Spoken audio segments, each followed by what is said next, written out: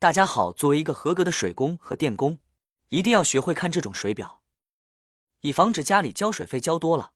那么这种水表如何看呢？最简单的方法就是直接读数就可以了。2立方记住本月的立方数，然后下个月呢，减去这个数就是本月用的水量，然后乘以单价就可以了。那么有人说，下面这几个表针应该怎么看呢？这边0.1刻度啊，它只要是转一圈，那么这边呢？这个2呢就会推到3，那么下面这个0.01的，只要转一圈呢，这边呢就会走一个刻度，以此类推，下面0.01呢也会啊。也就是说，咱们往下看，咱们只要是用水，那么下面呢转得越来越快啊，下面这个最快啊，非常明显。如果说我们家的水表水呢全部关掉了，这边呢还在转，就说明有漏水了。